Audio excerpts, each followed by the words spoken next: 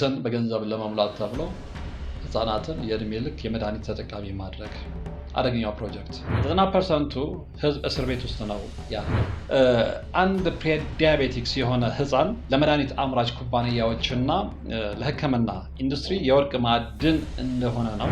የእነሱ ታማኝ ደንበኞች እነማን ናቸው? በሽተኞች ናቸው። የእነሱ ታማኝ ደንበኞች። አንተ ጤነኛ ከሆንክ በመድኃኒት አምራች ኩባንያዎች ዘንድ አምራች ኩባንያዎች ሁሌም በህይወት እስካለ ድረስ በሽተኛ ነው ግን በህይወት አለ።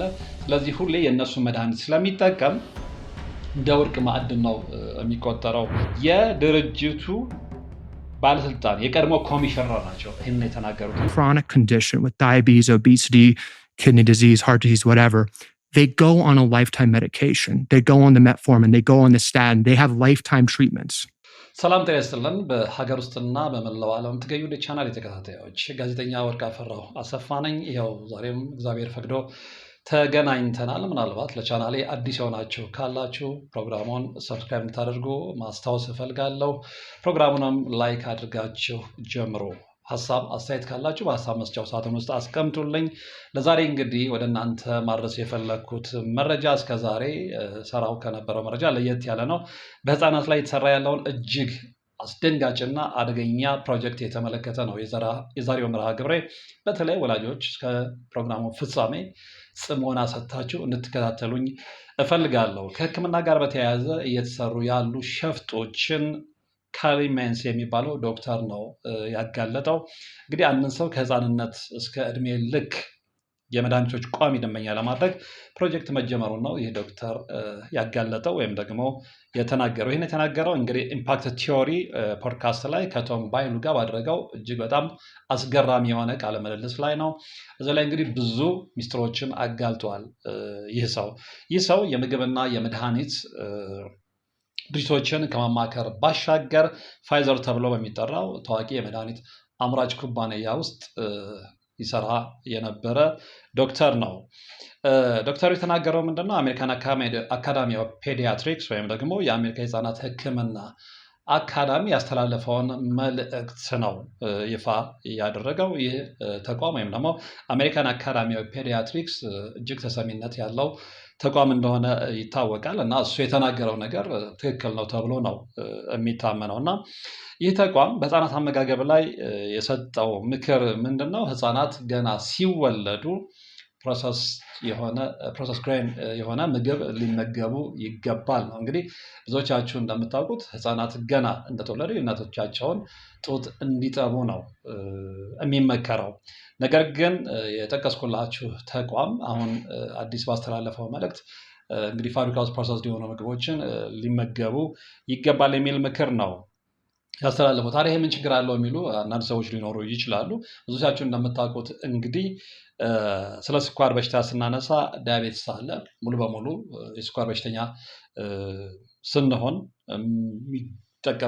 የምንጠቀምበት ቃል ከዛ በፊት ደግሞ ፕሪ ዳያቤቲክስ አለ እና ይህ አሁን የአሜሪካ አካዳሚ ኦፍ ፔዲያትሪክስ ያስተላለፈው መልእክት ህፃናትን ፕሪዲያቤቲክስ ሆነው እንዲቆዩ ወይም ደግሞ ፕሪዲያቤቲክስ እንዲሆኑ በር የሚከፍት ነው የተባለው። እና ፕሪዲያቤቲክስ ስትሆኑ እንግዲህ የስኳር መጠናቸው በሽተኛ ከሆኑት ሰዎች ወይም ከስኳር ህሙማን ጋር ሲነጻጸር ከፍ ያለ ቢሆንም ሙሉ በሙሉ በሽተኛ የሚያስብላችሁ አይደለም። ነገር ግን ፕሪዲያቤቲክስ ሆናችሁ ሙሉ በሙሉ የስኳር በሽተኛ የሚያስብል አደጋ ውስጥ ልትገቡ የምትችሉበት አጋጣሚ በጣም ከፍተኛ ነው ማለት ነው። እና የአሜሪካ የህፃናት ህክምና አካዳሚው የተወለዱት ህፃናት በዛ አይነት አመጋገብ ውስጥ እንዲያልፉ ነው የተናገረው። ያ ደግሞ ህፃናቱን ለፕሪ ዳያቤቲክስ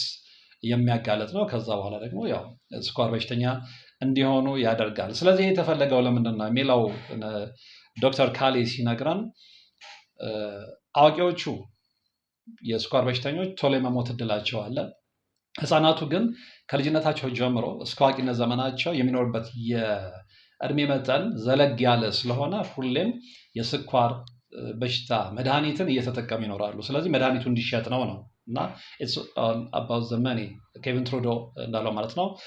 አብዛኛው እንግዲህ የአሜሪካ ህፃናት ህክምና አካዳሚ ፈንድ የሚመጣው በጣም በሚገርም ሁኔታ ከመድኃኒት አምራች ድርጅቶች ነው እና አንዱና ዋነኛ የስኳር ህመም መድኃኒቶችን የሚያመርትም ድርጅት ነው። ስለዚህ የአሜሪካ የህፃናት ህክምና አካዳሚ ፈንድ እስካገኘ ድረስ እነዚህ ሰዎች በገንዘብ ገዝተውት መልእክት አስተላልፍልን እኛን ይጠቅመናል እስካሉ ድረስ የገደል ማሚቶ ሆነው የሚያስተጋባ ድርጅት ነው ማለት ነው። መድኃኒት አምራቾች እንግዲህ የአሜሪካ የህፃናት ህክምና አካዳሚን የሚደግፉት ለንግዳቸው የሚመቻቸውን መልእክት እንዲያስተላልፍላቸው እንደሆነ ዶክተር ካሊ በቃለ ምልልስ ወቅት ገልጿል።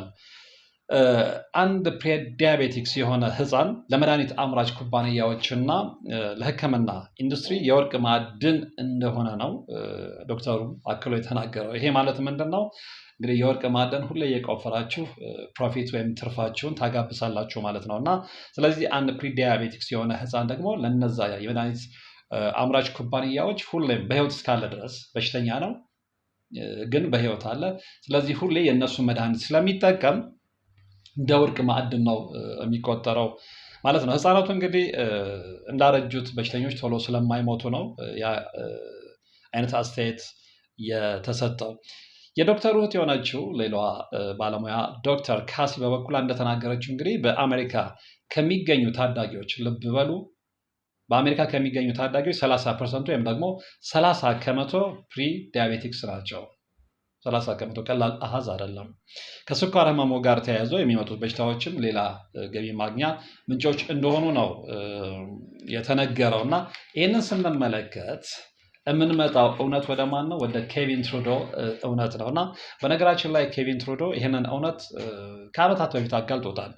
ምን በሚለው በዚህ መጽሐፉ ኬቪን ትሩዶ በነገራችን ላይ ነምበር 1 ኒውዮርክ ታይምስ ቤስት ሴለር መጽሐፍ ነው። ኬቪን ትሩዶ ናቹራል ኪውርስ they don't want you to know about የሚለው ይህንን መጽሐፍ ምናልባት ብዙዎቻችሁ ታውቁታላችሁ ብዬ አስባለሁ እና ብታገኙት ብታነቡት በጣም ትገረሙበታላችሁ እና ዓለማችን ላይ የሚሰራውን በተለይ ደግሞ ይሄ በህክምናው ዘርፍ ላይ የሚሰራውን ቅሌት የሚሰራውን ሸፍት የሚሰራውን ደባ ቁልጭ አድርጎ የሚያሳይ መጽሐፍ ነው። በተለይ ህፃናት ልጆቻችን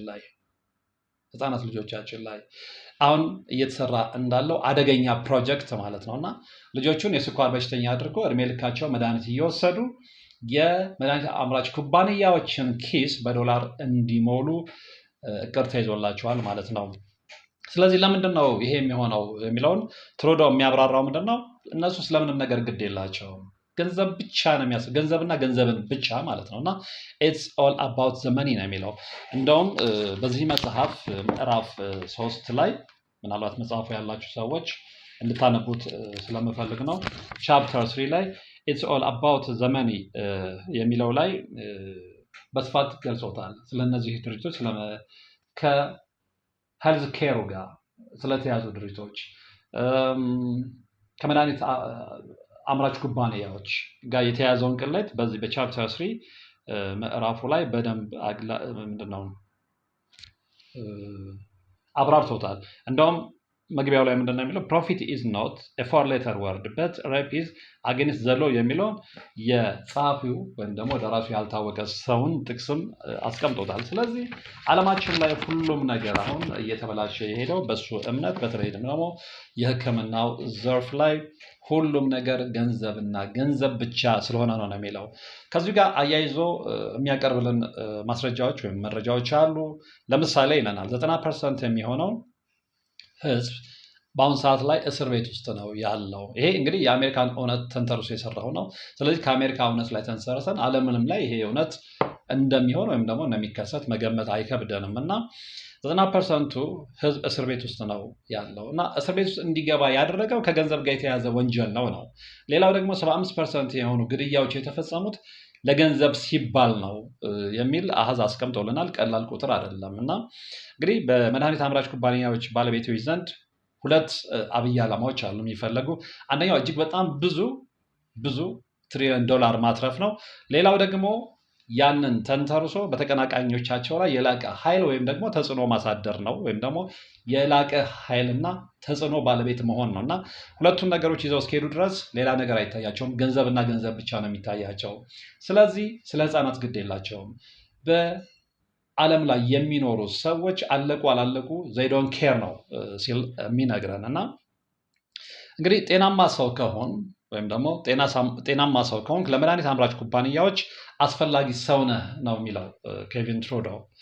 የእነሱ ታማኝ ደንበኞች እነማን ናቸው? በሽተኞች ናቸው። የእነሱ ታማኝ ደንበኞች። አንተ ጤነኛ ከሆንክ በመድኃኒት አምራች ኩባንያዎች ዘንድ እንዲሁም ደግሞ በሕክምና ኢንዱስትሪ ውስጥ አትፈለግም። ምክንያቱም ይለናል እንደሱ አባባል፣ ምክንያቱም አንተ ካልታመምክ መድኃኒት አትገዛም። አንተ ካልታመምክ ወደ ሕክምና ተቋማት አትሄድም። አንተ ካልታመምክ ወደ ሕክምና ተቋማት ሄደህ ገንዘብ አታወጣም። እንደዚህ አይነት ሰዎች ደግሞ በእነሱ ዘንድ አይፈለጉም። ስለዚህ እነሱ ሁሌም የሚንከባከቡት በጣም በሚገርም ሁኔታ ታማኝ ደንበኞቻቸውን በሽተኞቻቸውን ነው። ስለዚህ በሽተኛ መሆን፣ የእድሜ ልክ በሽተኛ መሆን ደግሞ ቅድም እንደገለጽ ነው የወርቅ ማዕድን መሆን ነው። እንደውም እዚህ ጋር ትሩዶ የሚነግረን ነገር አለ። ሌላ በጣም እጅግ ወሳኝ የሆነ ነገር ምንድን ነው የሚለን? ለምሳሌ በስኳር ኬዝ ብትወስዱት አለ በስኳር ኬዝ ብትወስዱት የስኳር በሽታ እስከ መጨረሻው ሊድን የሚችል በሽታ ነው፣ ነገር ግን አይፈለግም ነው። እንደውም ቃል በቃል ምንድን ነው ያለው? as an interesting note there is such a cure for diabetes ነው የሚለው። ይቻላል፣ ነገር ግን እነሱ ሁሌም ገንዘብ ስለሚፈልጉ ሰዎች ከስኳር ህመም ነፃ እንዲሆኑ አይፈለግም። የስኳር ህመም በሽተኞች ሆነ ሁሌ መድኃኒት እየወሰዱ እስከ ተተመነላቸው የእድሜ ዘመን ድረስ እንዲጓዙ ይፈለጋል የሚል ነገር ነው ያስነበበው። ምክንያቱም ጤናማ ሰው መድኃኒት አይገዛም፣ ጤናማ ሰው ለሕክምና ገንዘብ አያወጣም።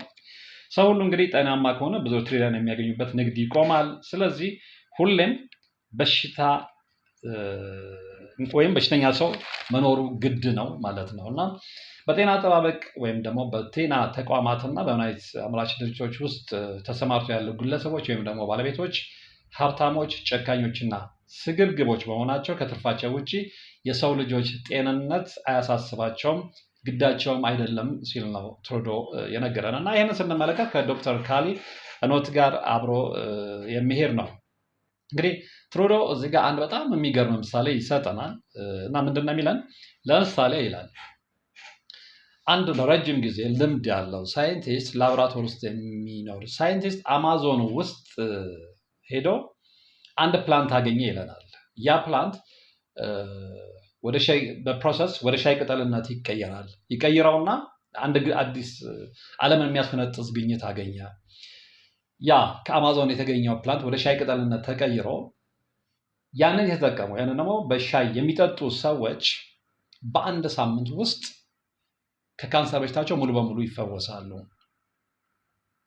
ስለዚህ ይሄ ሰው ያንን ሻይ ቅጠል ከአማዞን ጫካ ውስጥ አግኝቶ በላቦራቶሪ ፕሮሰስ ወደ መድኃኒት የቀየረው ሻይ ቅጠል 1000 ሰዎች ቢጠጡት በአንድ ሳምንት ውስጥ 1000 ሰዎች ሊድኑ ነው ማለት ነው ከካንሰር ሙሉ በሙሉ። ስለዚህ ይህን የሰሙ ሰዎች በዓለም ደረጃ የካንሰር በሽተኞች ይህንን መድኃኒት ወይም ደግሞ ይህንን ሻይ ቅጠል ቢጠጡት ሙሉ በሙሉ ይፈወሳሉ። ሊያም ደግሞ ምንም አይነት ቀዶ ሕክምና ሳያደርጉ ምንም አይነት ውድ መድኃኒት ሳይወስዱ በጣም ትንሽ ሳንቲሞችን ለዛ ለሻይ ቅጠል መግዣ ብቻ አውጥተው ማለት ነው። ምን እንደሚሆን ግን ውጤቱ ታውቃላችሁ ነው ያለው። በሚገርም ሁኔታ ይሄ ሰው ልክ ግኝቱን ለዓለም ሕዝብ ይፋ ካደረገ በኋላ የዓለም ሕዝብ ሊያጨበጭብለት ሊያከብረው፣ ምናልባትም ደግሞ የኖቤል ሽልማት ሊሸለም ይችላል አለ።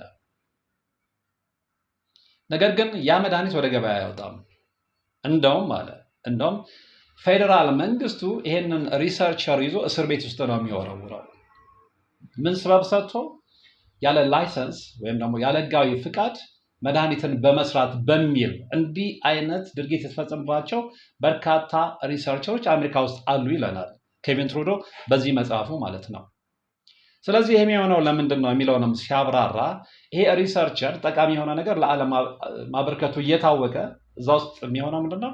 ይሄ ነገር ይፋ የሚወጣ ከሆነና ሰዎች ሙሉ በሙሉ የሚድኑ ከሆነ እነዛ የካንሰር መድኃኒትን የሚያመርቱ ድርጅቶች ይዘጋሉ። እነሱ ውስጥ ያሉ ሰራተኞች ይበተናሉ። እንደገና ደግሞ ለካንሰር ሶሳይቲ ተብሎ ወይም ደግሞ ለካንሰር ሪሰርች ተብሎ የሚመደብ ገንዘብ አለ፣ በጣም ብዙ ገንዘብ። ያ ገንዘብ ይቆማል። ስለዚህ በካንሰር ላይ የሚሰሩ ተቋማት ጥቅማቸው ሊቀር ነው ማለት ነው። ስለዚህ እነሱ ጥቅማቸው ከሚቀር፣ ሰራተኞቻቸው ከሚበተኑ፣ ይሄ ሳይንቲስት እስር ቤት ገብቶ የተገኘው ናቹራል ወይም ደግሞ ተፈጥሯዊ ማዳኛ ተደብቆ ቢቀር ነው የሚመረጠው። እና አሁን ዓለም ላይ ያለው እውነት ይሄ ነው እያለን ነው ኬቪን ትሩዶ። እና ይሄ የሚሆነው ለምንድን ነው? እንግዲህ ሰዎቹ ከገንዘባቸው ውጭ ምንም ነገር አያስቡም። አንደኛ ሀብታሞች ናቸው፣ ጨካኞች ናቸው፣ ስግብግቦች ናቸው። እነዚህ መለያዮቻቸው ናቸው። እንደዚህ አይነት ባህሪ ያለው ሰው ደግሞ ከገንዘብ ውጭ ምንም ነገር አያስብም ነው። እና ከዚህ ጋር እንግዲህ በተያያዘ መጽሐፍ ቅዱስ የሚለን ነገር አለ። ሐዋርያው ቅዱስ ጳውሎስ አንደኛ ጢሞቴዎስ ምዕራፍ 6 ቁጥር 10 ላይ ገንዘብን መውደድ የክፋት ሁሉ ስር እንደሆነ ይነግረናል። ከዚህ ውጭ እንግዲህ ቅዱስ ዮሐንስ አፈወርቅን በተግሳጹ ገንዘብን መውደድ መንፈሳዊ ሕይወትን እንደሚጎዳ በሰፊው አስተምረዋል። ነገር ግን እነዚህን ሁለት እውነቶች በተለይ ደግሞ እነዚህ ስግብግቦቹ ጨካኞቹና ሀብታሞቹ የመድኃኒት አምራች ኩባንያ ባለቤቶች እነዚህን ሁለት እውነቶች ወደ ጎን በመተው ሁሌም እነሱ ትሩዶ እንዳለን ገንዘብን በማሳደድ ተግባር ላይ ተጠምደዋልና የሰው ልጅ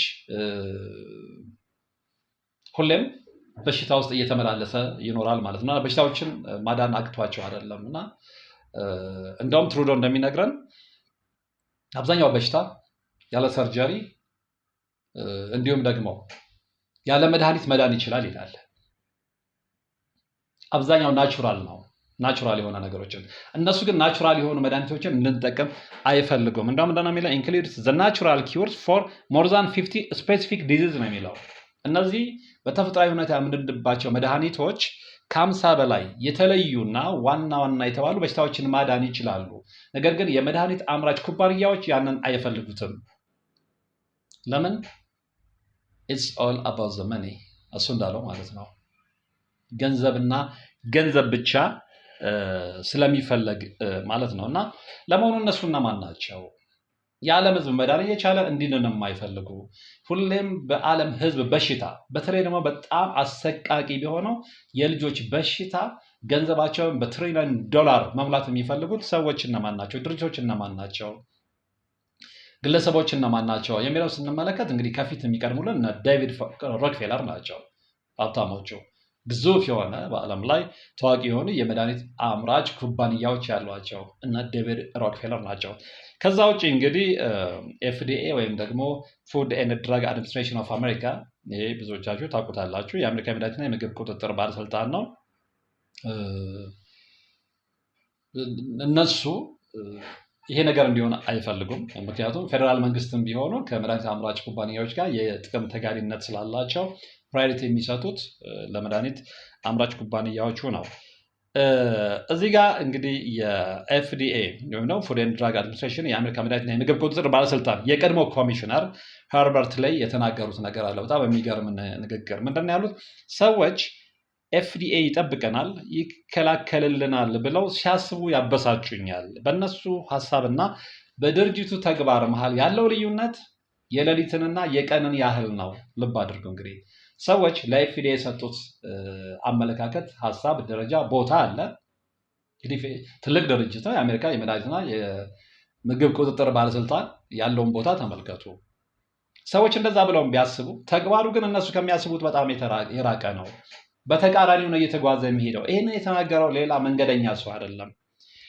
የድርጅቱ ባለስልጣን የቀድሞ ኮሚሽነር ናቸው ይህንን የተናገሩት። እና እንዲህ በምን አይነት መንገድ ውስጥ በምን አይነት እምነት ውስጥ እየተጓዝን እንደሆነ በደንብ ትረዳላችሁ ብዬ አስባለሁ። ለምሳሌ እሺ እነዚህ ድርጅቶች እነማን ናቸው ብለን በምንጠይቅበት ጊዜ የምናገኘው እውነት በጣም አስደንጋጭ፣ በጣም ብዙዎች ናቸው። በነገራችን ላይ ስንመለከታቸው እንግዲህ በዋናነት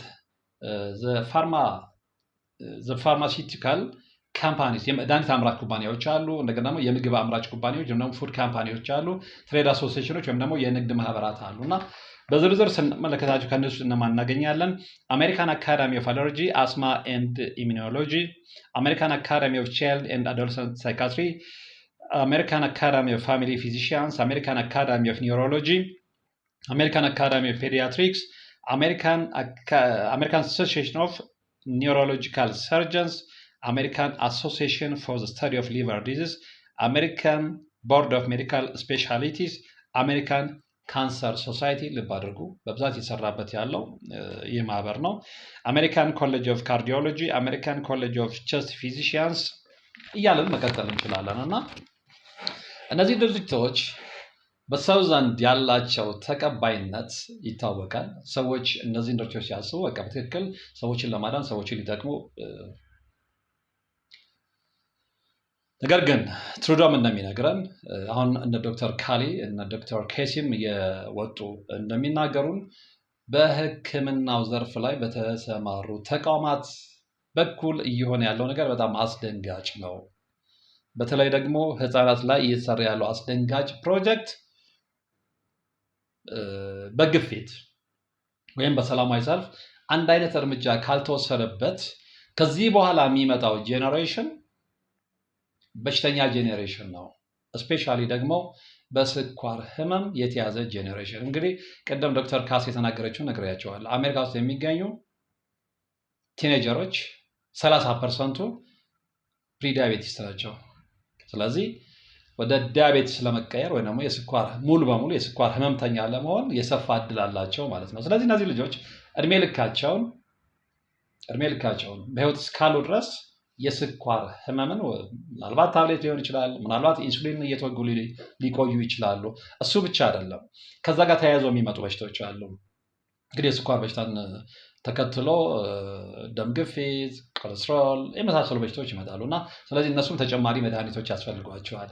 ስለዚህ አንድ ሰው በህይወት ዘመኑ በስኳር ከተያዘ ከስኳር ጋር ተጓዳኝ የሆኑ በሽታዎችንም ማስተናገድ ሲጀምር ሊወስድ የሚችለውን የመድኃኒት ብዛት ተመልከቱ። የስኳር፣ ኮሌስትሮል፣ ደም ግፊት የመሳሰለው። ስለዚህ ይህ ሰው እድሜ ልኩን በስቃይ ሲኖር የመድኃኒት አምራች ኩባንያዎች ግን ጮቤ እየረገጡ ያንን ሰው የወርቅ ማዕድን አድርገው ኪሳቸውን በቢሊዮን እና ትሪሊዮን ዶላር ይሞሉታል ማለት ነው። ይሄ አሁን በዓለማችን ላይ የሚታይ በጣም መራራ የሆነ እውነት ነው።